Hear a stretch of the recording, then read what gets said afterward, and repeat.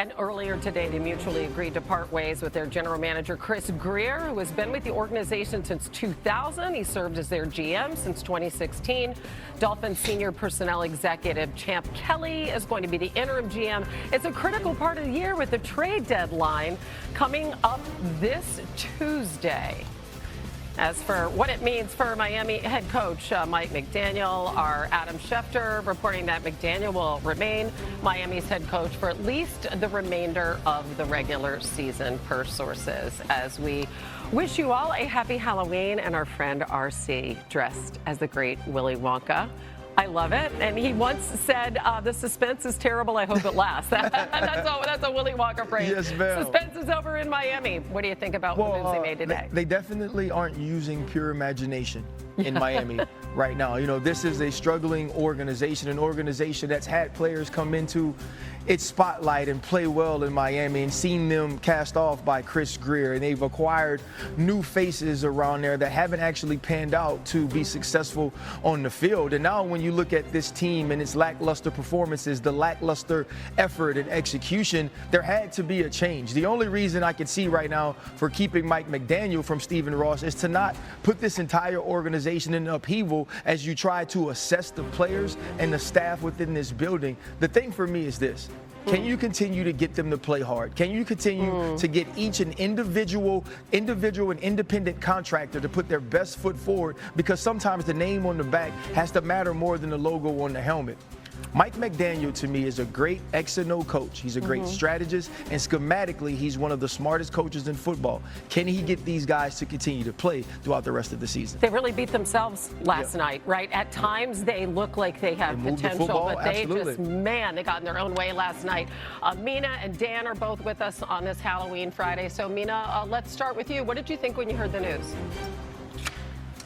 Yeah, you never want to cheer or root for someone losing their job or parting ways, but this makes a ton of sense. It was a long time coming. Grier took a lot of big swings on the current roster. Obviously, they haven't worked out, the biggest being contract they gave to the quarterback. Get to that in a second. Draft class have been very mixed. Feels like they haven't been able to fix their offensive line for, honestly, you guys know NFL Live. How long have I been talking about it? 6 years plus? So it definitely makes sense that it was his time to go. It's going to be a tough situation for whoever, by the way, takes this job. Tua's contract is still very large. To move on from it after this year would be exceedingly difficult. After next year, the dead cap hit gets more manageable. So, you know, you'd be walking into a situation, not a ton of young talent on this roster. But we have seen similarly difficult situations, Denver being, of course, the most obvious, turn around really quickly with the right players and quarterbacks. So it makes sense. We'll see what happens with Mike McDaniel. I echo RC's points about him as a play caller.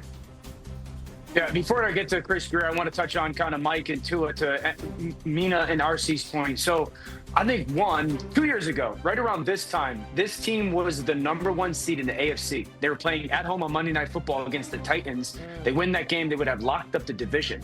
Ever since then, it's gone downhill. They lost that football game. But I don't believe that Mike McDaniel has forgotten how to coach. And Tua was in the MVP running at that point. I don't think Tua has forgotten how to play football at a high level. I think the reason that Chris Grier kind of had what happened today happen, this roster just is devoid of talent. I called their Monday Night Football game about a month ago. They don't have a ton of talent on this football team that you sit there and go, wow. In the last 10 drafts for Chris Grier, he has not drafted a single first-team All-Pro offensive player. If you compare that to a lot of the other AFC rosters, it's just not good enough. I don't think that this team is going to win a ton of games, but I do think that Mike McDaniel is a completely competent head coach, and Tua is still very much so a franchise quarterback.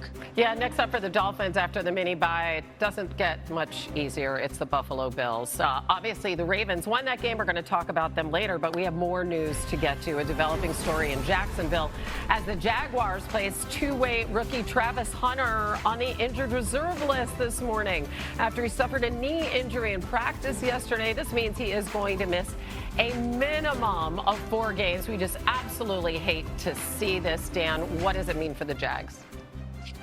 Well, hopefully it's the short term. Hopefully it's just that 4-week stint. One, this is devastating for the Jaguars because they gave a lot. up to get Travis Hunter. And I wouldn't say that he's had the impact both on either side of the ball that I think a lot of people anticipated and hoped for.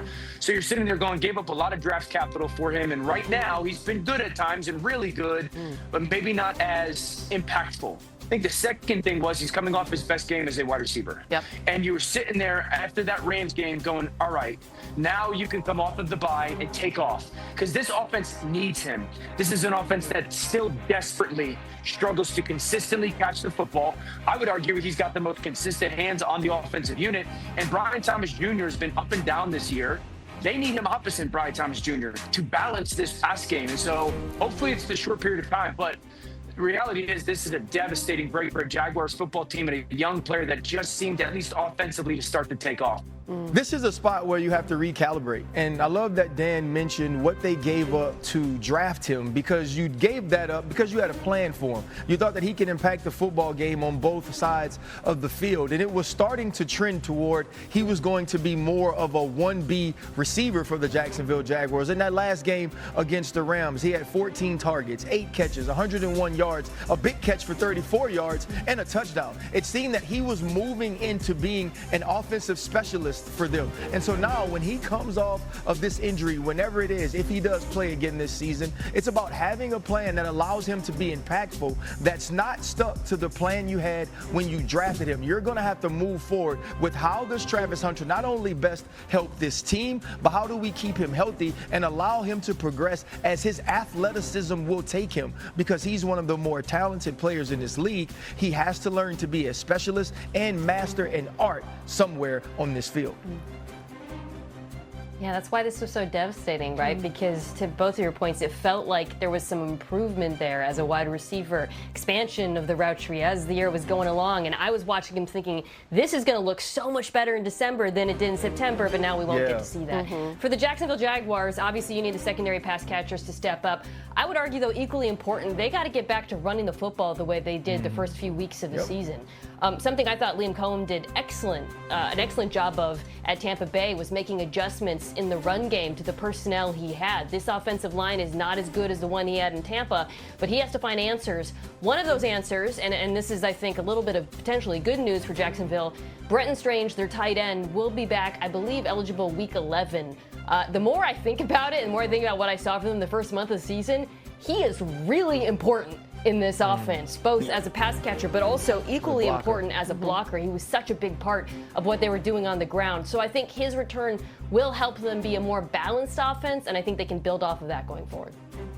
RC, to your recalibrate point, I wonder if this makes Jacksonville recalibrate their thoughts of his usage. He came into this season thinking he could play both ways. That was their plan. And I know he was nicked up a little bit in like week 2, week 3, and now this happens, and it might be an independent type of event. But I wonder if they sit back, him coming off of this injury, and say, you know what, maybe we gave him too much too soon, and he is just a offensive or a defensive player, and he's not both. Yeah, and I think that is with an understanding that you have to accept you may have been wrong, right? The lure of Travis Hunter was that he could play both ways, that we watched him play 100+ snaps throughout his college career in every game. But this is the NFL. It's different. It's difficult to learn, and physically, that will take its toll on you. We don't know how this injury happened, but this does tell us that you have to manage how much you give this young man and how much you ask from him, because he's only human. And he really wanted to play both ways. That's the other part. He made that clear. It's going to be a very difficult discussion if it does come to that coming up. All right, we are just getting started here on